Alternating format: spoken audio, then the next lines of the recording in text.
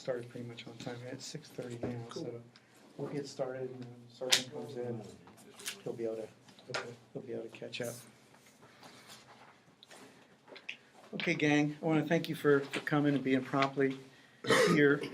We have some guests here to talk to us, give us a little bit of awareness on the autism spectrum. The reason that we've arranged for this training is when I was at an accreditation conference in the summertime, it came out with a new standard that required that the police department make a good faith effort to connect with a behavioral therapist of some kind whenever we were dealing with anyone with autism. If in the statute, which you have in front of you, the statute requires that we make that good faith effort whenever we want to interview anyone that may have autism, if they request it. It's to be paid for by the person requesting or the guardian if we're dealing with a juvenile. I found the spectrum group here, the full spectrum group here, and they've been very, very gracious enough to be willing to be our on-call specialists whenever we would come in contact with someone that we would need some intervention to assist us during these interviews. So I've got the statute, the standard there for you. And, when we were at the conference, nobody really understood what prompted the legislation in the first place. And we know that there's been a lot of police interactions with mentally ill people. And I'm sure there are a number of us that have contact with people on the spectrum that we may not even know that they have autism, because some are very high performing and some are lower performing. But at any rate, Colin and I were speaking, and we thought that a little bit of awareness of the characteristics and how we might be able to intervene with subjects with autism would be very helpful. So rather than just giving people information on the statute and the standard, we thought that we would try to build a little bit of better information for you all. So with that in mind, I'd like to introduce Colin Streetman, the president of Full Spectrum, and Dr. Timothy Weil. Yes. Dr. Timothy Weil, who will be presenting. The one article that you have there is really just the headline of an article. It was right after that accreditation conference, North Miami Beach had an interaction with a caretaker of an autistic man. And you can see the photo here, and I'm sure many of you remember the images of the incident whenever it happened. But this young boy on the right that was sitting up was just playing with a toy truck in the roadway, and his counselor, his caretaker, was there with him. Police responded to a call with a man with a gun, and it was just this boy with a toy truck playing in the road. This caretaker, with his arms up, laying on the ground with his arms up, was shot by a police officer with a patrol rifle from like 100 or 150 feet away. Never even went up to engage the folks there, on the street. And he ended up shooting this caretaker. Thankfully, he didn't kill him. And when they asked him why he did it, he said, "I don't know, I was shooting at the other guy," which would have been even worse, because he would have been shooting a boy that, with a mental age of probably, 5 or 6 years old. So there can be tragedies out there, and I think the more information that we're armed with, the better that we can, intervene. So with that, I'll throw it to Colin. All right. Thanks, Colin. Thanks a lot, Brian. So my name is Colin Streetman. Brian reached out to us, and I am the president of Full Spectrum. Now I'll say, I know, this is a government building technically. I do this for all my trainings, though. I always open my trainings in prayer. So if you guys have a different religious belief, that's fine. But you can just have a moment of silence. So, Lord, I just thank you for the chance for us to come together and train. Lord, I just thank you for the Dade City Police Department. I just pray a hedge of protection around each one of them and their families, Father God. I just pray you prosper them, guard them, protect them, and just give them discernment as they deal with so many difficult situations that we just couldn't imagine. And I just pray for you to give me eloquence tonight. In Jesus' name, amen. So with me is my mentor and good friend, Dr. Timothy Weil. He has taught at the graduate level. He's a PhD in behavior analysis specifically, and behavior analysis is the science of treating children with autism. So the caretaker who was with that specific child was most likely either a behavior assistant or in some way utilizing behavior analysis services to help the individual. So quite frequently we do accompany them in the community, in all kinds of situations. If there is a crisis, we're typically the ones that are called. Just a week ago, I was racing to Spring Hill to try to keep a kid from being Baker acted. So trying to beat him to the hospital, before the doc could get there and actually do it. Say, release him to my custody. I can take care of him. I know how to deal with his behaviors and all these types of things. but I didn't make it in time. So I say that to point out that it will be more and more common for us to have involvement with police officers and police agencies as we deal with this population.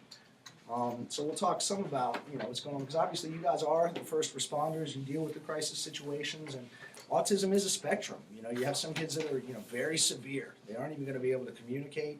We'll see some short video clips of some of those types of individuals as well. And when you go out to face these kinds of individuals, and we'll see in a moment, it's becoming more prevalent. It's now about 2% of boys born nowadays, if you do the numbers, because you're looking at 1 in 36 children, and it's 5 times more common in boys than girls. So, we're not here to discuss the genesis of it or anything like that, but it is important to recognize that in our society, developmental disability, specifically autism, has become an epidemic. So, you guys obviously deal with all kinds of situations, as I mentioned first on the scene. And this is just another training, and I applaud Brian for approaching us. I mean, obviously I think what he really keyed on there is the importance of information, because, if they had proper information that he had a fire truck or anything like that, they're not going to approach it as a gun, because obviously when you see videos, and some of you have seen these individuals in the community, they can be very extreme in their behavior. And if you were to think some individual like this, had a gun and was screaming and fighting with someone else over, you can't necessarily judge the guy for the decision he made, but it does point out the fact that the information is key. Because going into that, knowing that that was an individual with autism, as opposed to somebody who's displaying characteristics similar to PCP, you're going to approach it differently. And these populations also doesn't necessarily feel pain at the same level in some cases as other people do. And we'll talk about that as well. So obviously, more kids with autism mean more contact with the police. And we've reached a level, because autism really started to explode in the early 90s. So some of the kids that started in that generation getting it are now adults, And once you're an adult, in the state of Florida at least, your services go from 40 hours weekly to maybe 2 hours a week. And so it's a significant drop. They're in group homes. The group home staff has to respect boundaries. If the individual walks off, you can't physically restrain him and stop him. That's assault, and that's impeding his rights. You then have to walk with him down, the street wherever he wants to go, and keep an eye on him. And, what if he does something crazy? And so you're going to see a lot more of those instances occurring just because of the situation that we're in. So, what is ASD? ASD is just a moniker, autism spectrum disorder. Now, in the past, it was diagnosed differently, and you had Asperger's, and then you had autism. Now they've merged the two. And so autism spectrum includes PDD and OS, and PDD is pervasive developmental disorder, and NOS means not otherwise specified. But these are individuals that meet many of the criteria for autism, but not necessarily all of them. And then the high-functioning individuals with Asperger's are now simply classified as high-functioning autism. So again, this is something that's more along the lines of those that treat it, but it's important to understand that this population has difficulties in social interactions. They don't get the same reinforcing value from communicating with people socially, from eye contact, from all this kind of stuff that you and I do. So they have to be taught a lot of these things, and that's why when you see adults with autism, they have very poor eye contact frequently. They are not able to engage in great conversation skills. Even if they're very high functioning, they typically don't understand sarcasm, inference, these types of deeper conversational techniques that we utilize as humans just go right over their head, because they can be very concrete and their behavior can be very rule-governed. As we mentioned, several conditions diagnosed separately are now all under the autism umbrella. So, now, the diagnostic criteria, obviously we have the DSM-5 now, and you're going to have deficits in communication and social interaction in a variety of settings. You'll have restricted repetitive behavior, interest, and history. And then you're going to have 2 of the following: stereotype repetitive motor movement, use of objects, speech, ritualized patterns of verbal and nonverbal behavior, fixated restricted interests that are abnormal, and hyper or hyporeactivity to sensory input or unusual interests in sensory stimulation environment. So, and they have to occur before a certain age. Every state's got a different age, they say. Some it's 8, some it's 21. So basically, when you're looking at these individuals, you'll see the stereotype movement might be stemming in the form of, doing something like this, or, it might be even in a sense of like clapping a lot or making sounds, clearing their throat, almost like what you might think of someone with Tourette's doing. Often when they have inflexible routines, any interruption is going to cause a lot of problem behavior in some of this population. And again, I touched on the social interactions and communication. Some of this population is completely nonverbal. And so, well, not necessarily nonverbal, non-vocal verbal, to speak in behavior analytic terms. Whereas they need to communicate using PECS, a picture exchange system, or some sort of sign language, or something like that. Now, their receptive language ability will generally be higher than their communicative ability for the lower functioning ones. So they will quite often understand commands that you give them, even though they might not be able to speak. But it's important to understand that when they're very low functioning, we need to keep any commands we give them, very simplistic, very straightforward. All right.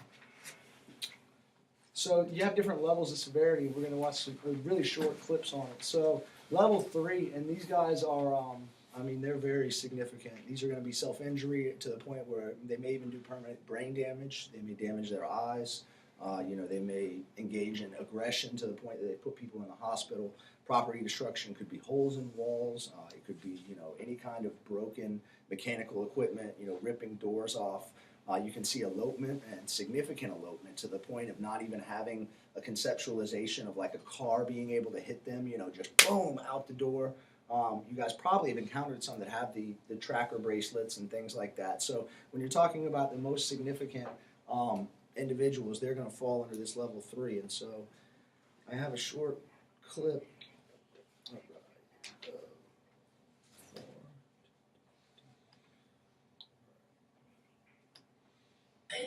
This is where he's put his head through the wall, and this is where he stood and kicked it.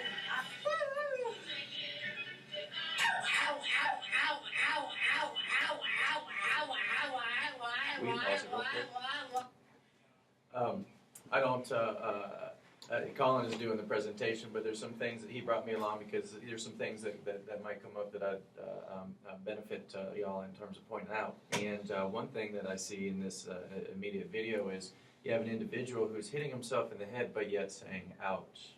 And that's a really great example of how individuals diagnosed with autism might say things that have no meaning. So in other words, at some point in his history, when he has done this, somebody has said, oh, that could be an ouch, don't do that. Ouch, that hurts when you do that. And so that is actually just a repetitious behavior that has no meaning. Now take from that particular scenario to something that you might experience with individuals. They may be saying things that have that bring concern to you, but we have to keep in mind that they're just simply emitting sounds. They're not necessarily saying that they're going to do something. I've worked with in fact, I'm working with an individual down in Riverview now who is verbal enough. He's 19 years old. He's verbal enough and strong enough to inflict severe pain on somebody, and he's verbal enough to state that he's going to do that. But it's not all the time that he's going to do it. So we've identified what words are likely to be followed by aggression, whereas some are just this repetitive, he's making noises, almost as if raising it, the words coming out of his mouth are just like the raising of a hand. So they have no other beneficial meaning in terms of communication. So his saying ouch is just simply a response. It means nothing. Can you develop that response from hitting someone else and them saying ouch? Yes, yes. Any particular behavior that occurs at the same time frame as, say in this case, aggression or self-injurious behavior can become attached to that. And so exactly right, yes. And this is why I'm so glad I brought Tim along, because if we were to watch this whole 2.5 minutes, you would see him engaging and hitting himself, and his mom saying, ooh, ow, ow, don't hit yourself, ooh. And you haven't seen this clip. I haven't seen this. So, yes, and that's exactly because it's behavior analysis. That's how you're going to teach this population. And look at his walls. Mm-hmm. It's a big boy. See, even the cameraman backed up a little bit 6'2" intimidated. and he weighs 252 pounds. He can go through this house and just wipe everything out probably in 10 minutes. I've had him turn furniture over. You see all the windows and stuff. The air conditioner back in the bedroom, he'll sit and punch that till it's in pieces. In other words, if it breaks anymore, it's kind of like It's material, it can be replaced. I don't even let it bother me, but the destruction is just unbelievable. This can't go on, and other people cannot control him like me. All right, that little thing I think was important for everybody to hear because this is his mama. You can imagine how tough her life is. And, she's not going to be there one day. And she has what we call in this field stimulus control. And what that means is, her son obviously has significant impairments, but she is able to, with her words, however, because of her relationship, control his behavior to some extent. But when she is gone one day, he will be in a group home with staff that do not care for him the same. He will be in situations that are foreign to him. He will have schedules imposed on him. And his behavior is going to be severe. And that is an individual that is going to probably be in a pretty severe setting. Probably going to have to be restrained quite often. And, those are the kinds of individuals that we're going to see more and more just because autism is so much more prevalent. So in the beginning, you said that when they reach that kind of age, that the group home can't keep them.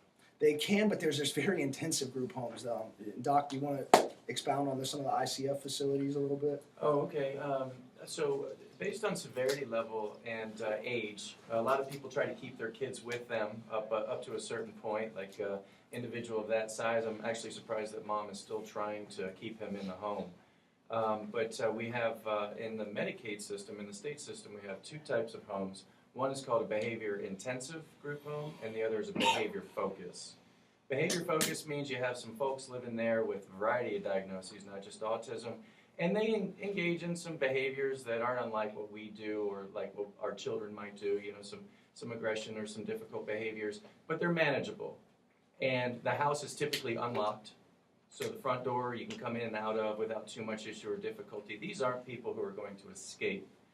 Behavior-focused homes, on the other hand, are set up in the same way. Behavior-intensive are set up in the same way. However, they are typically a lockdown situation. Windows are locked down as well, so that individuals can't escape. We have elopement. The more severe you find individuals, you tend to find elopement. And the reason is because I think, at least, that whenever somebody is experiencing something, like say, for instance, you were trying to work with me in this home, I would not necessarily want you to do that. That's a hallmark of autism. Stay away from me. Stay away. I don't want anything to do with you. And so these people are trying to work with these individuals, creating an aversive situation in the home, so it's more likely that they're going to try to escape. They're going to try to leave. When we get into the next level of homes, so to speak, here in the state of Florida, intermediate care facilities, these typically are involved where there's either such severity that they can't be controlled anywhere else, and or they have some kind of physical abnormality. Say, for instance, they don't have the ability to use their legs, so they're in a wheelchair. And so it's a more intensive kind of care facility as opposed to teaching them how to, say, acquire a job. So those are the three different levels that you might see somebody come from, unless it's from their own home. So behavior focused, behavior intensive, intermediate care facility. Wonderful. Did that answer your question?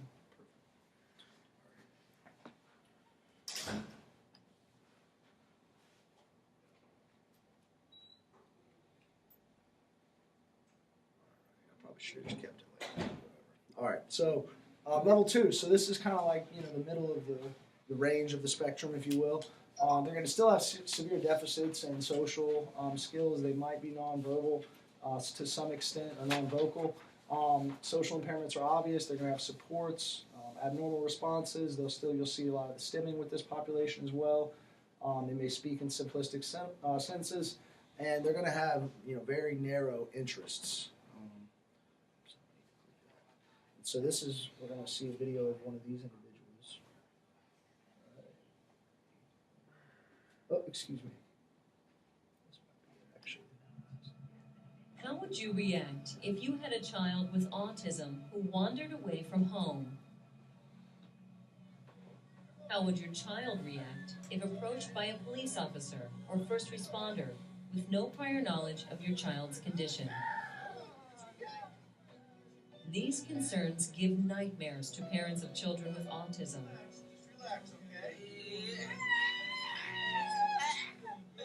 Planning for every situation is impossible, but help during you want to say something, Doc? Did you hear me? I heard you. Yes. We're in pretty good connection with each other.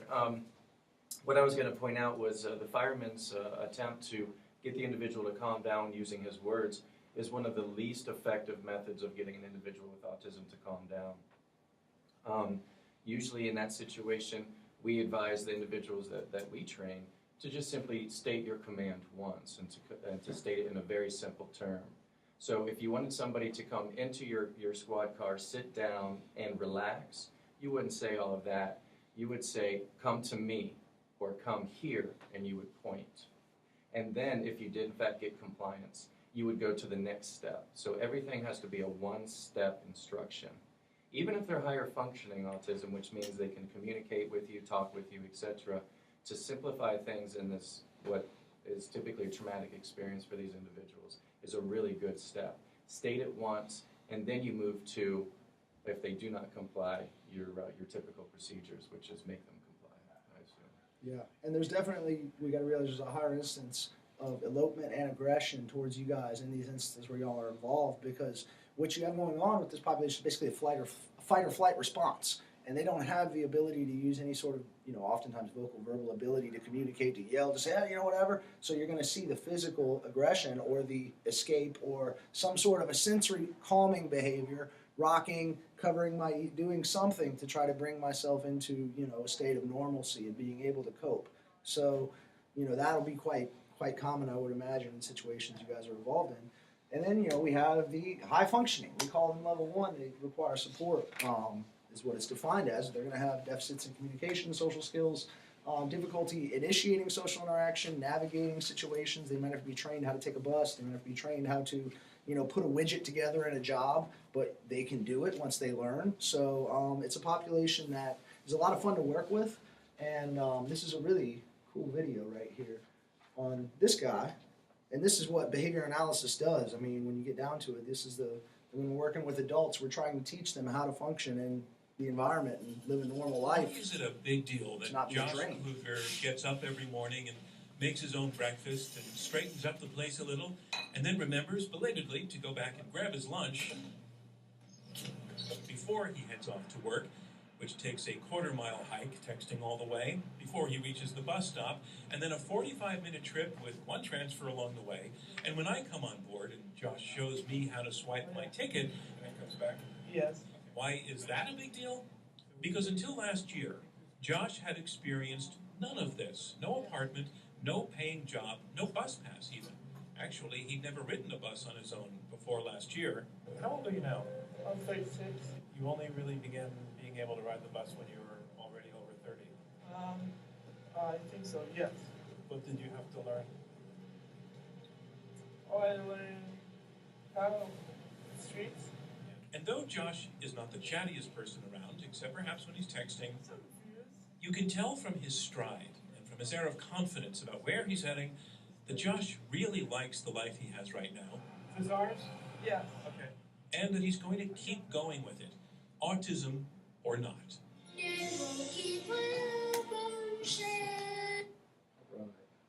Yeah, so I mean, those are just exciting for us because, when you see that kind of success, that's not an individual that, that oftentimes society would have thought would have been doing those things. And like you said, he made it all the way to 30. He probably went through the school system. He was probably in a group home for a long time. Finally got a behavior analyst that really knew what they were doing. It could set up and structure. Let's teach them the roads. Let's teach them how to get on a bus, how to swipe a card, write programs for all these different things on how to teach them, then put it all together. We might go with them in the environment and go through all that stuff. Just a little bit of what we do. All right, so some characteristics. Obviously, they've learned maladaptive behaviors. The self-injury, that's typically functions for something. It gets people's attention. It gets people to maybe leave them alone, right? Every time we go up to Joey and give him some work to do, he starts hitting himself. We pull the work away. What have we taught Joey? We've taught Joey, if you don't want to do something, just hit yourself, and then people aren't going to make you do it. Or maybe Joey's left in the corner and mom's busy watching her show and Joey starts hitting himself and mom runs over and starts to care for Joey. And now all of a sudden Joey's learned, okay, I may cry a lot and she doesn't come, but if I start hitting myself, she's going to come. And now the behavior has been learned, and then over time that behavior is going to be shaped into something like what we see, putting our head through a wall, breaking an air conditioner, right? It doesn't start there. It starts when they're children. and people not understanding how they're teaching them in everyday interactions. So that's our goal, is to teach the decrease maladaptive behavior. No, Joey, don't hit yourself in the face. Give me this card that says break. Oh, okay, here, you want a break? Da, da, da. We teach him now he doesn't have to do his work. Now, over time, we will then require a little bit of work before he gets a break. So he gives us his card. Now he has to, clap your hands. Good job, Joey, go ahead and take a break. And over time, it may be, draw a line between these two shapes or whatever is, related to the activity he's doing. And you will shape that over time to a lot of work. Yes, sir. Do y'all train the parents also? Yes, sir. So they come in there and get training? We actually go in their home. So we will go in the home, the school, the community, wherever they need the help. Publix, we'll go work with them if they need help, shopping, or, maybe the parents, like, I can't go anywhere without my kid, or I have to buy them something, or they're screaming and going nuts in the store. And so we'll write a program where maybe they're going and buying one item off a grocery list, and over time we'll increase that to 3 items and 5 items, and next thing you know, the kid's able to go in and go grocery shopping with his mom without having a crazy tantrum. Did you have a question? No. Okay, sorry about that. Add to that, this happened to a colleague one time. Sometimes getting out into the community is the most difficult part, and so we try to have the families go out into the community, and we'll monitor from a distance. And I had a colleague behavior analyst who was doing this at a store like Publix. This was out west. I don't know what grocery store it was. But somebody reported to the manager of the grocery store that there was this creepy dude staring at this mom and her son walking up and down the aisles. And the problem initiated by the behavior analyst not taking the first step by informing the manager of the store that they were there for that particular reason. But it came back around to where it could have very easily been a matter of calling law enforcement to avoid a confrontation with a creepy individual. And sometimes in those situations, if you might get that call, it might be a behavior analyst saying, hey, this is what I'm doing, this is what I'm for. And they should be able to make quick contact with the mother or the father or the caregiver to say, hey, could you confirm with this police officer that I am actually a legitimate person here? But they should be able to do that. If they can't do that, then probably is creepy.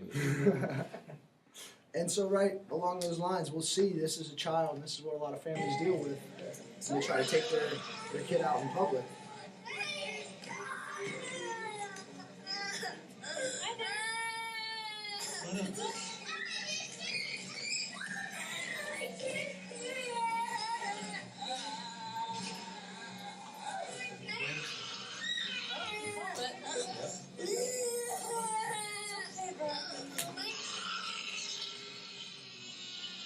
You'll see him change on a dime in a minute.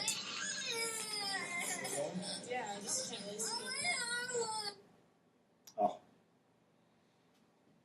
Most uneducated people just look at him and say, what is small brat? right. I've actually had I was doing an observation up in Panama City at a Publix, and the woman was checking out with her son, who was quite a bit like that. And the bagger, it was an elderly gentleman who walked past her and said, your child should be in a cage. And so not only did she have a miserable experience for a half hour trying to get through Publix, single mother, but then on the way out, she had somebody who worked for Publix telling her that she had an awful child. And she knows this, and so we do have that ignorance out there. Or you should put the belt in or something.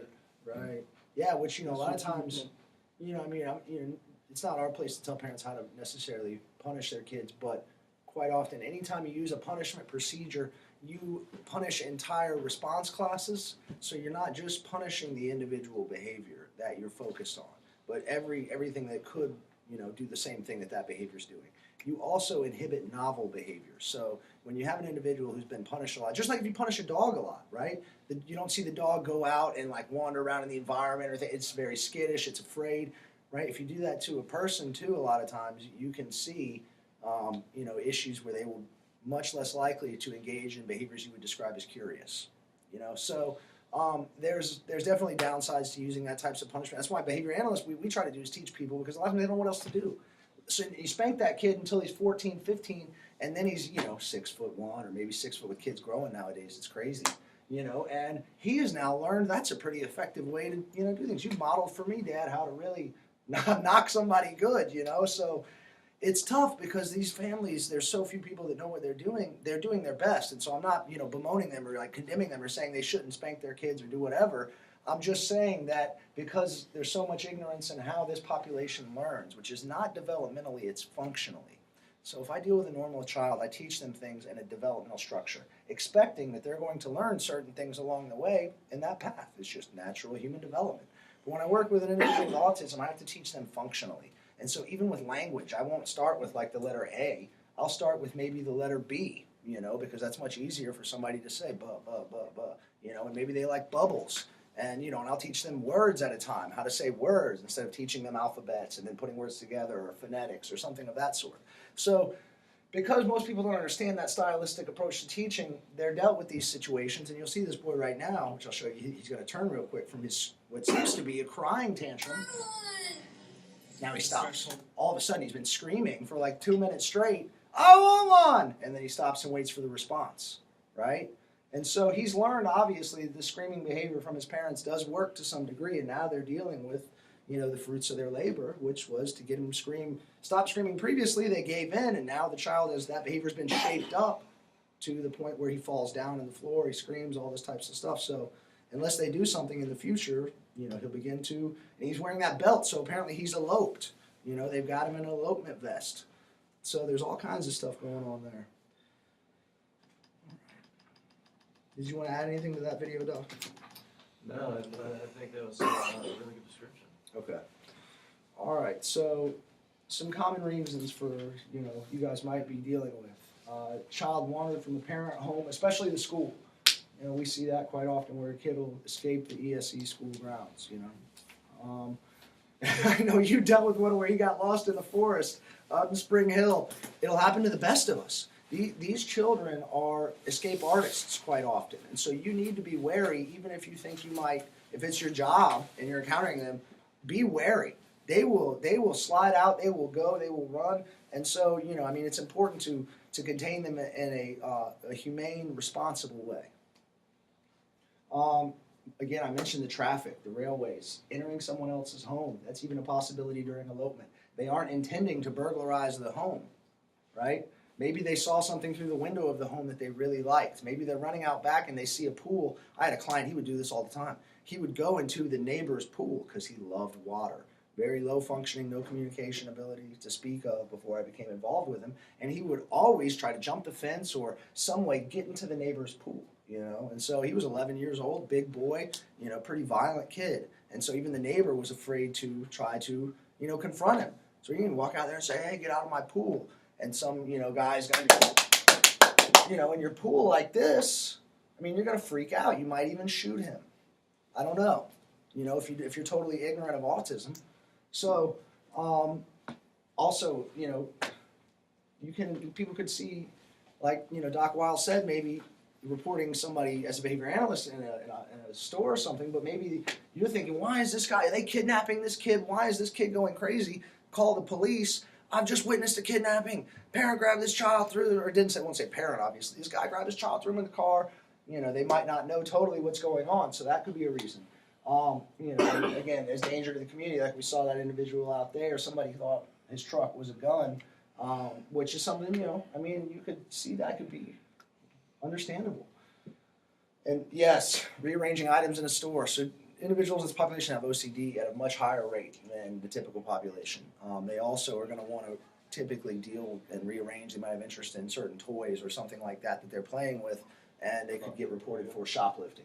Even as an adult who might be in a store and has severe OCD, it can almost be impossible in their minds to refrain themselves. So, all right. Individual with autism is probably going to flee. If you guys are coming around with the sensors and things, just given the prevalence of sensory overload that they see, if you come around with all the sirens and stuff going, you're probably going to have them fleeing from you. They don't often, recognize personal space. They don't like people around them oftentimes either.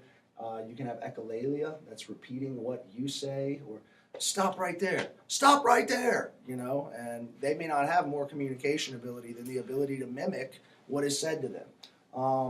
They're probably not going to appropriately answer the questions you ask unless you phrase them in such a way that's going to, elicit the answers that you seek. These are some things you're going to want to look for. If they're not making eye contact with you, they're not responding to what's going on. Obviously, if they're non-vocal verbal, you're going to figure they have something going on there. There may be a communication delay. If you saw in the video with the adult, he asked him a question, what did you have to learn to ride the bus? And he almost didn't even know how to answer. He sat there for a second and kind of had to process it. And I thought that was a long time. It seemed like 2 or 3 seconds. But, it's not uncommon in this population. And we talked about the echolalia, which is repeating it. The motor behavior, I'd see clapping or the waving or, odd routines that they're involved in. And another one of these situations that we experience with individuals is just as they would have a sensitivity to loud noises, they'd also might have a sensitivity to touch and to pressure. And so by grabbing an individual, they may resist harder because in a sense it hurts them. It doesn't truly physically hurt them, but the sensation, the tactile sensation is so strong, it causes them to want to get away from you as quickly as possible. Right, you'll see some in this population can't even wear certain types of clothing because it causes problem behavior when they touch it, when they're around it. They have very odd sensitivities. Some will have restrictive diets where certain textures they won't eat, certain colors they won't eat, certain types of food they won't eat, very odd. And we'll write programs, teach a child how to eat a grape, and we'll get the kid to eat a grape. First grape they've ever eaten in their lives. There's all kinds of stuff that we do that, may seem odd, but that's how you have to work with this population, unfortunately. So certain clothing and accessories are going to stand out. If you see them with that bracelet on their wrist or on their ankle, obviously they're going to be an individual with autism. If they have a chew toy around their neck, if they're wearing one of those little vests like they had on the video of that kid, those types of things should speak that, hey, this kid's probably an elopement risk. Probably has some sort of a developmental disorder. Something is going on here. Do you have anything else you want to add in terms of that? Okay. All right. So I'm not sure what the point of this picture was. We'll look below. Yeah, I know. If you come into contact with a child who's missing, you think of criteria, discuss the above things. So basically what you want to understand when you run into somebody that has eloped, you want to approach them with the understanding that they're probably going to continue to run from you, especially seeing you have a officer's uniform on. Unfortunately, this population has a learning history oftentimes of being Baker acted, arrested, some sort of interaction with authority figures that is not positive. And so because of that, once they see that, they are going to have that fight or flight reaction quite often. And you'll see further elopement, or you may see even an attack. And we'll talk some about when they're actually close to you, some of the stuff you want to look out for, like reaching for your gun and things of that nature. All right, if you find out a kid's missing, one really important thing you're going to want to find out is reinforcers. If you're really interested in trying to get the individual to ever approach you, it's not going to be a tackle situation, a takedown situation. Find out some things they like, certain toys they might like. Maybe they like Dora the Explorer, maybe they like the Wonder Pets, whatever it may be, and some of that stuff can help you in coaxing the individual back. If they have anybody helping them, find out. And by helping them, I mean like me, that can actually deal, because I'm comfortable releasing them into my custody. I'll take care of them. I know how to deal with whatever the problem behaviors are. I'm the behavior analyst, or whoever the behavior analyst is. So that can be a big thing too, because the behavior analyst is almost universally going to be able to have the client approach them. If they can get around the client, they're going to be able to de-escalate the situation, solve the problem. So if we can get involved, and plus the state pays us. That's a really good slide, by the way, I think, just to add a little bit to it, that these are definitely 6 of the things that I'd recommend whenever you find out an individual diagnosed with ASD is having difficulties in the community.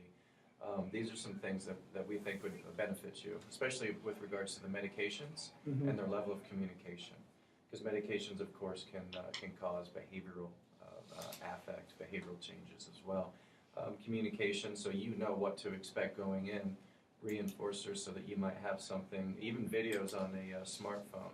Videos are used often. And you might pull something up, and as soon as they see your phone, they calm and they come closer. And then simply try to figure out what they will pay attention to on your phone until you can secure them. But these are some things that some basic steps that would be beneficial. in my experience with the Baker Act that we had in the elopement we had in Spring Hill 2 months ago, we were in close contact with the Sheriff's Department in this situation, so we were able to give them this information. And they ended up having 6 deputies surrounding the child out in the woods off of north of 50. And unfortunately, he was slick. He was able to get past them. They weren't able to close the circle fast enough. But when they found out more information about how he could communicate, then they were able to get him to not run, and then they were able to secure him without any struggle or issue. So yeah, but I mean that obviously that's a process. I mean 6 deputies, you know.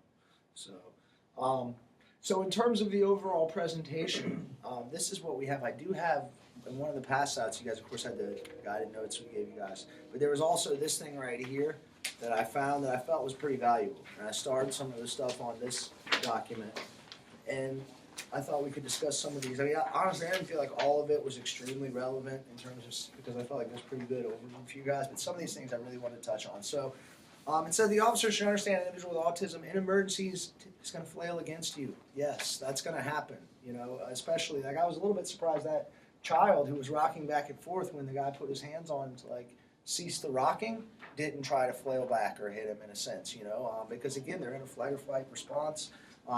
Nonverbal, we talked about that, but that's something to really keep in mind because they may, if you have individuals who are nonverbal and you know it, that should tell you their behavior is probably a lot more significant because that means their behavior is their form of communication.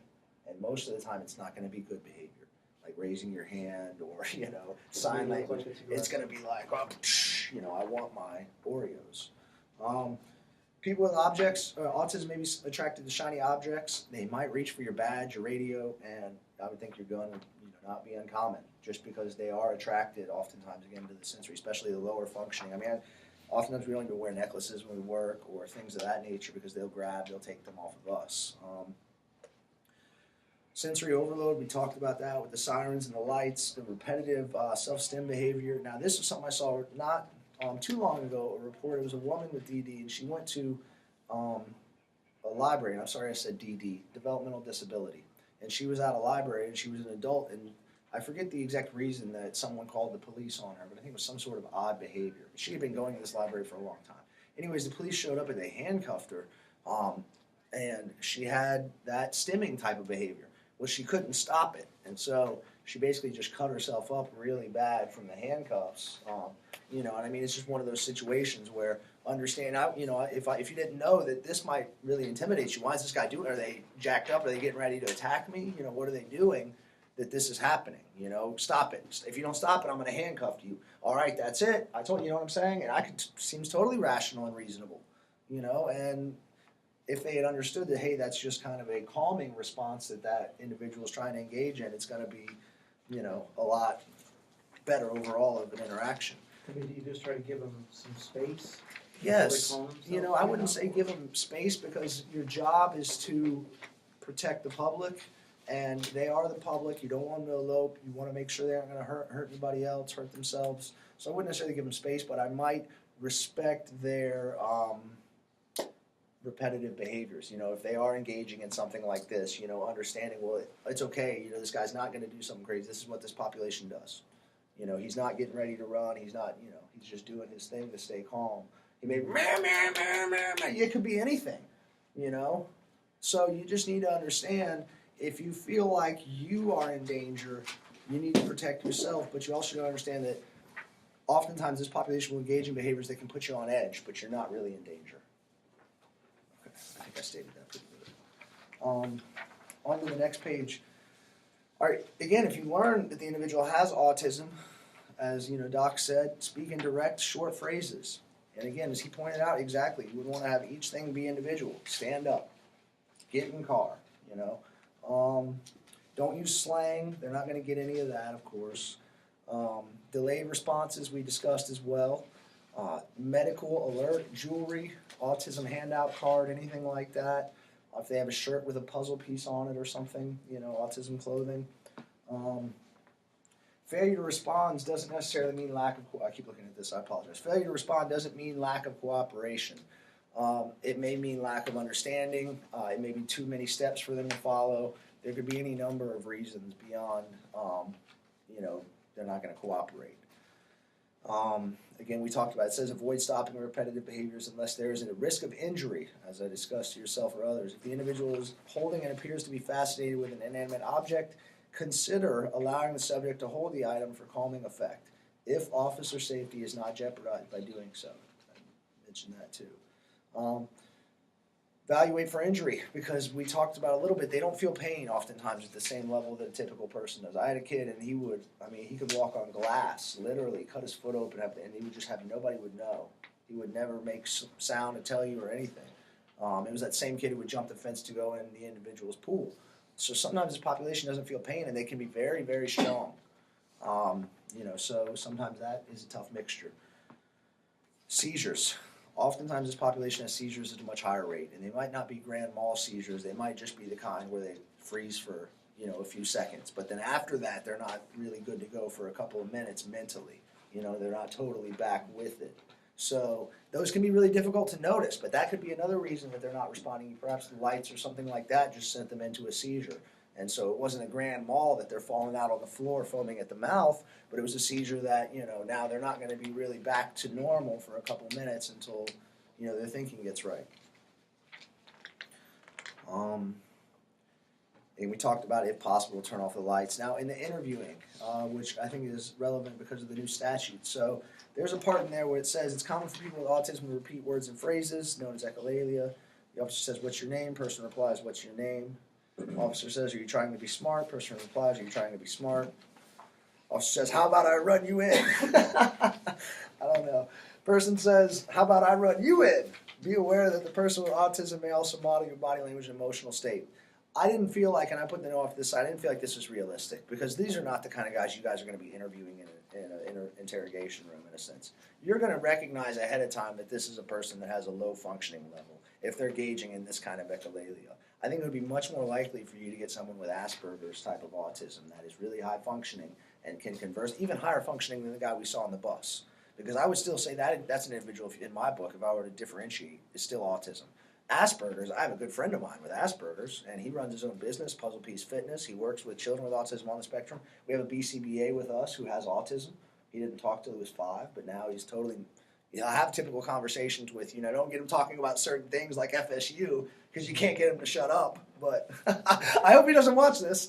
Anyways, so what you want to do is kind of assess them through questioning. Ask them, hey, yes or no questions. Try to get a sense of how, their ability to communicate with you.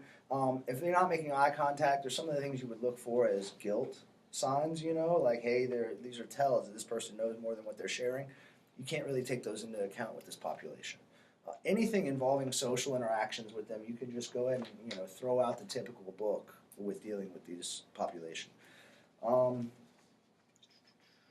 Yes, and a person with Asperger's would easily be overly influenced by standard interrogation techniques. So if you were to tell them, hey, your buddy just gave you up, he's in the other room and he says, you guys did it, you planted the drugs, you did this or that, whatever, confess now, we'll help you out, right? The guy with Asperger's is going to confess, probably 9 out of 10 times, So you got to understand that typical interrogation techniques, really, you're not going to get necessarily to the truth, even though you may get a confession or something of that sort. And we see if you learn they have autism, if you want to get to, especially if you're talking about one of those individuals with echolalia or something like that, because the population is sexually abused at a much higher rate than the standard population. They're physically abused at a higher rate, all these kinds of things. So it is very reasonable to expect that they might need to communicate to police officers about encounters that they had that, are difficult for them to do because they don't have the same verbal repertoire you or I do. So it can be important in those instances to get help from specialists so we can try to get to the truth of, hey, did, this guy's caregiver really assault him sexually, or, is he repeating something he's seen on a movie maybe, I had a client that saw Tarzan, and there's a scene in Tarzan, the cartoon, where he pulls out all the glass and he breaks it on the floor. And it's the same kid who jumped in the pool. And after that, he began to do that same behavior to the point where mom had to stop keeping glass in the house. So, they can learn things or do things, and it can be a tell as well if they're engaging in really inappropriate sexual behavior on themselves and stuff, that maybe there has been something, and maybe maybe there is something there's some smoke here, maybe we should investigate. So because of that, we need to understand this population, needs help. It's a sad place. It's almost like being in a prison inside yourself for some of these individuals, because nobody got to them young enough to teach them how to communicate. And so now we have to, as a society, come together in a humane and appropriate manner and really deal with the population. And you guys are the first responders. You guys are going to see the worst of the worst cases. And so any way that we can support you, we're here to help. And so I hope you guys feel like this training has been somewhat beneficial to give you a general overview of some tactics and strategies that you can use with these kids. Any questions? So going back to the video of the young man on the bus. Yes, sir. Is texting and cell phone use across the spectrum good for them? Or is that just unique to his level? That would probably be unique to his level. We do have quite savvy individuals who are lower functioning that are able to use a cell phone to the extent that they can pull up YouTube for their favorite videos. And if you think about that in terms of its stepwise sequence, it's very easy for even a low-functioning individual to learn the 4 steps that it takes. First, you have to identify the icon on the phone, maybe push the button to turn it on. Identify the icon, push that, and then typically there's a search history, so you know to hit the top by the YouTube, and then the search history comes up, and you might not be able to read Pokemon, but you can at least identify what it looks like, and you touch that, and then they're on their own. So it's a very easy 3 or 4 step sequence that even very, very debilitated individuals are able to do, but they're not able to call out on purpose often. They're not able to use the phone functionally beyond that. So is there a process that could be developed or is being developed that we could use in that sense? And, I mean, if there were an app we could load on phones that if we ran across these, we could initiate that sequence and they'd follow it? well, that's a good idea. I don't know of anyone working in that area, though. Typically, it's more Let's go on reactive. Shark Tank.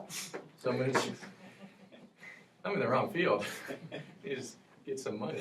I will say, though, you do see savants in this population, and those are individuals that have extremely low functioning skills across the board, but great skills in certain areas. Like we have an individual that can rebuild computers. Had another individual who it was a struggle to teach him to write normal, but he could write upside down and backwards like that, and you'd have to hold it up to a mirror to read it.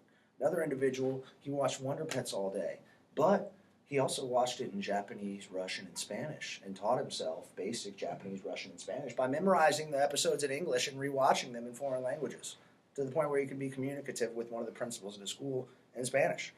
I mean, so that's pretty amazing, but he's not somebody that would ever have any communication skills, and you would look at him and say, he's at a child level even though he's 11 or 12. You know what I mean? So you do see individuals that have those types of skills, but quite often, no, they're not going to have enough ability.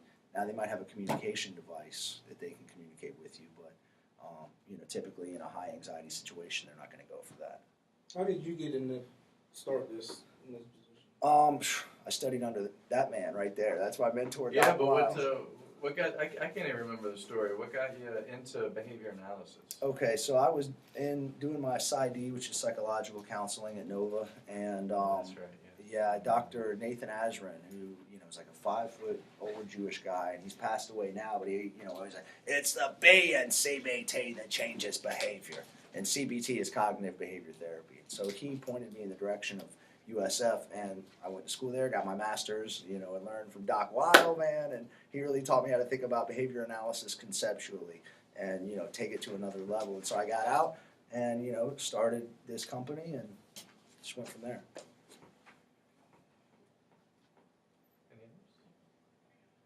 So we had a lady, actually the daughter of one of our pastors at our old church, who was pretty high functioning in terms of ability to do things. She could listen to music and then automatically play it on the piano. Oh, wow. She had a beautiful singing voice, but you couldn't really speak to Vicky socially. She would just stand there next to her parents and wouldn't really communicate a whole lot. She would also she helped our men's group PowerPoint when PowerPoint first came out. She would help put PowerPoints together, and yet she didn't write, she didn't talk a whole lot. And- Isn't Boomer Esiason's son autistic? He may I be. think so. Yeah, I think so. Boomers and Dan Marino's son. Yeah, that's right. There's the Dan Marino Foundation even. Yeah. Well, so and like I said, it's 2% of boys. So, you know, you have Have to. you ever been called in by law enforcement to sit in on interviews? Not yet. No. The statute's new, Sarge. A lot of Statutes departments aren't even aware of the statute. You guys are the first one, yeah. And I want to say you guys you may have even informed me about it. I did. I think you did. Yeah, I didn't even know about it. Brian knows everything, man. Cutting edge. I mean, we kind of got blindsided by it at the conference, and Right. nobody even knew what prompted the legislation, so I don't know if there was. Well, and honestly, I don't legislator think with it's going to be someone. used that much. Hmm. You know, I don't think it'll be used that much because this population, 95% of the time, is very poor, very very poor. You know, because it's 90% divorce rate. Most of them are on Medicaid. Most of the parents are on some sort of government assistance. You know, beyond just the services they get for their kid. And so the idea of paying somebody to come in and sit in an interview out of their own pocket, I mean, you know, I just don't see it being likely utilized a lot. Where do you see